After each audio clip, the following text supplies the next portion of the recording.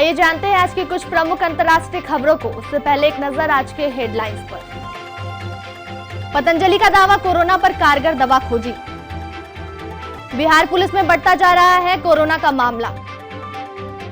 नेपाल की संसद ने भारतीय क्षेत्र में शामिल करने वाले नए नक्शे को किया पारित। देश में महज 10 दिनों में कोरोना वायरस के मामले 2 लाख से बढ़कर हुए 3 लाख के पार। बिहार के ललन राय ने सुनाई नेपाल पुलिस की बर्बरता की कहानी, बंधक बना पूरी रात पीटा।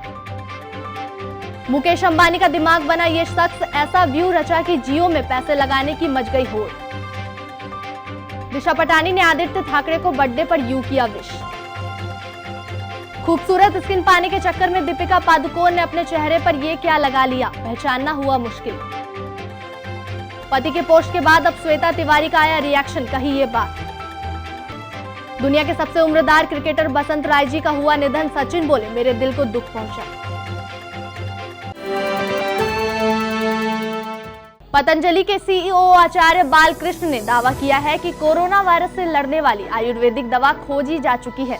उन्होंने कहा कि कंपनी की ओर से काम कर रही वैज्ञानिकों की एक टीम ने ऐसे कंपाउंड ढूंढे हैं जो जानलेवा कोरोना वायरस से मुकाबला कर सकते हैं। दवा का पहला चरण में ट्रायल पूरा हो गया है, जिसमें दवा का 100% रिजल्ट आया है। उन्होंने यह भी बताया कि सैकड़ों मरीज इस दवा को लेने से ठीक हुए हैं और अगले 3 से 4 दिनों में इस बारे में डेटा के साथ पूरा विवरण दुनिया के सामने रखा जाएगा।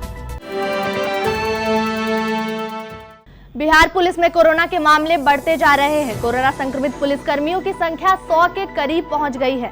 हाल ही में एक दरोगा की इस महामारी से मौत भी हो गई है। राहत की बात यह है कि संक्रमित हुए पुलिसकर्मी बड़ी संख्या में इस बीमारी को मात दे रहे हैं। अधिकांश पुलिस वालों ने कोरोना के खिलाफ जंग जीत ली है और पूरी तरह स्वस्थ हो गए हैं। अप्रैल के आखिर में आया था कि पहला मामला बिहार पुलिस में आया था। सबसे पहले कैमूर जिला बल में सामने आया था। अप्रैल के आखिर में कैमूर जिला बल के एएसआई समेत 3 पुलिसकर्मी कोरोना पॉजिटिव पाए गए थे। इसके बाद कई जिले में पुलिसकर्मियों की कोरोना के चपेट में आने की खबर मिली।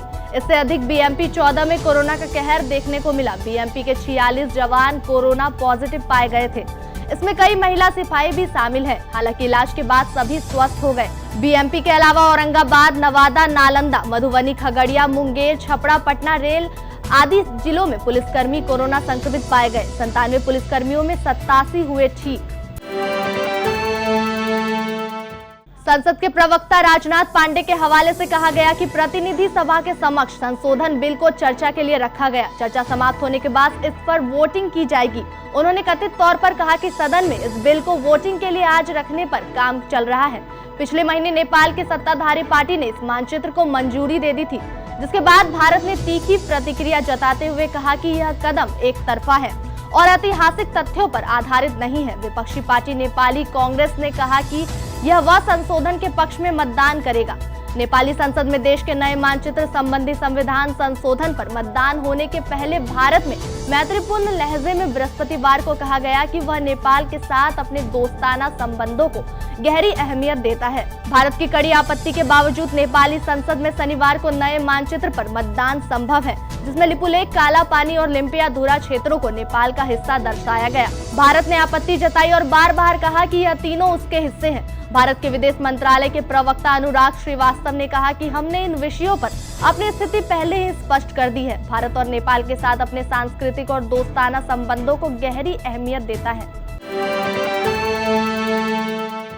देश में महज 10 दिन में कोरोना वायरस संक्रमण के 2 लाख से बढ़कर 3 लाख के पार हो गया है। एक दिन में सबसे ज्यादा 11,558 मामले सामने आने से शनिवार को संक्रमण के कुल मामले बढ़कर 3,08,993 हो गए हैं। वही संक्रमण से 386 लोगों की मौत होने से मृतक की संख्या बढ़कर 8,884 हो गई है। केंद्रीय स्वास्थ्य मंत्रालय ने यह जानकारी दी। कोरोना वायरस संक्रमण से संबंधित आंकड़ों की वेबसाइट वर्ल्डोमीटर के अनुसार भारत को संक्रमण के 1 लाख मामले तक पहुंचने में 64 दिन लगे। अगले पखवाड़े में मामले बढ़कर 2 लाख हो गए और अब देश में संक्रमण के 3,08,993 मामले सामने आने के साथ भारत संक्रमण से सर्वाधिक प्रभावित चौथा देश हो गया। सीतामढ़ी जिले में नेपाल सीमा पर स्थित जानकी नगर गांव निवासी ललन राय के शरीर पर अनगिनत चोट के निशान नेपाल पुलिस की बर्बरता की कहानी चीख चीख कर बयां कर रहे हैं। बिहार के सीतामढ़ी जिले में स्थित भारत नेपाल सीमा पर शुक्रवार को नेपाल पुलिस की तरफ से की गई फायरिंग में एक तरफ जहां एक युवक की मौत हो गई, वहीं 2 लोग घायल हो गए। हद तो तब हो गई जब नेपाल पुलिस ने इस घटना को अंजाम देने के बाद भारतीय सीमा में घुसकर 55 वर्षीय ललन राय को बंधक बना लिया और उसे अपनी सीमा के अंदर ले गए। भारत सरकार की ओर से जब नेपाल सरकार पर दबाव बनाया गया तो आखिरकार शनिवार सुबह नेपाल पुलिस ने ललन राय को रिहा कर दिया। दरअसल नेपाल पुलिस की तरफ से जो फायरिंग की घटना की शुरुआत ललन राय से ही होती है। ललन राय के बेटे की शादी नेपाल की रहने वाली एक लड़की से हुई है, जिसका घर भारत नेपाल सीमा पर ही नेपाल की तरफ नारायणपुर गांव में है। एशिया के सबसे रईस शख्स मुकेश अंबानी की रिलायंस इंडस्ट्रीज लिमिटेड के जियो प्लेटफॉर्म्स में निवेश करने के लिए दुनिया की दिग्गज कंपनियों में होड़ मची हुई है। कोरोना संकट के इस दौर में मुकेश अंबानी की जियो प्लेटफॉर्म्स में सबसे ज्यादा निवेश हुआ है। फेसबुक समेत दुनिया भर की 8 दिग्गज कंपनियों ने जियो प्लेटफॉर्म में निवेश कर उसकी हिस्सेदारी खरीदी है। जियो प्लेटफॉर्म ने कंपनी की हिस्सेदारी बेचकर 97,885.65 करोड़ रुपए जुटाए हैं। इसके बाद जियो प्लेटफॉर्म सबसे बड़ी और ताकतवर कंपनी बनकर उभरी है। अभी भी इसमें कई कंपनियां निवेश करने के लिए तैयार है। बताया जाता है कि तमाम कंपनियों से निवेश की डील कराने के पीछे मनोज मोदी की अहम भूमिका रही है। मनोज मोदी को मुकेश अंबानी का दाहिना हाथ माना जाता है। बॉलीवुड एक्ट्रेस दिशा पटानी जहां आज अपना 28वां बर्थडे सेलिब्रेट कर रही है, वहीं आदित्य ठाकरे भी आज अपना 30वां जन्मदिन सेलिब्रेट कर रहे हैं। लॉकडाउन के कारण दिशा और आदित्य घर में ही अपना बर्थडे सेलिब्रेट करने को मजबूर है। जहां दिशा और आदित्य को बर्थडे के मौके पर ढेरों बधाइयां मिल रही हैं, वहीं हाल ही में एक्ट्रेस दिशा पटानी ने आदित्य को जन्मदिन की मुबारकबाद दी। एक्ट्रेस ने अपने इंस्टाग्राम स्टोरी पर एक फोटो शेयर किया जो सोशल मीडिया पर खूब वायरल हो रहा है।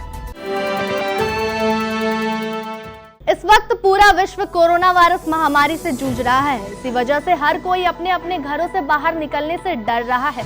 ऐसे में हर कोई अपने घर में ही रहकर अपना पूरा ध्यान रख रहा है। ऐसे में आम लोग हो या फिर बॉलीवुड स्टार, हर कोई घर में ही रहकर अपनी फिटनेस और ब्यूटी का ध्यान रख रहे हैं। लॉकडाउन की वजह से पार्लर और सैलून नहीं खुलने की वजह से सेलेब्स घर पर ही अपना केयर कर रहे हैं।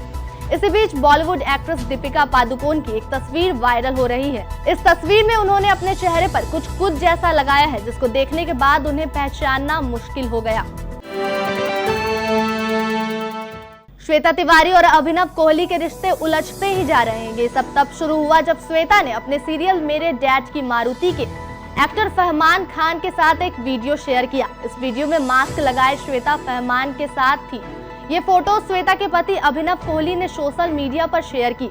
फोटो और वीडियोस में स्क्रीनशॉट शेयर करने के बाद अभिनव के फैंस और यूजर्स ने खूब खरी खोटी भी सुनी। लेकिन अब अभिनव कोहली अपने साइड का सच लोगों को बताने में लगे हुए हैं। ये सच पिछले साल हुए विवाद के बारे में है, जब खबरें आई थी कि श्वेता और उनकी बेटी पलक ने पुलिस में अभिनव के खिलाफ घरेलू हिंसा की शिकायत दर्ज की है।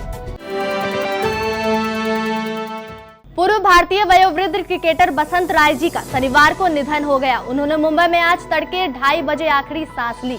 वह 100 साल के थे। बसंत राय जी के परिवार में उनकी पत्नी और 2 बेटियां हैं। उनके निधन पर सचिन तेंदुलकर और बीसीसीआई ने शोक व्यक्त किया। तेंदुलकर ने ट्वीट किया कि मैं श्री बसंत राय जी से इस वर्ष की शुरुआत में उनका 100वें जन्मदिन मनाने के लिए मिला था। उनमें क्रिकेट खेलने और देखने के लिए जुनून था। उनके निधन से मेरे दिल को बहुत दुख पहुंचा है। उनके परिवार और दोस्तों के प्रति मेरी संवेदनाएं हैं।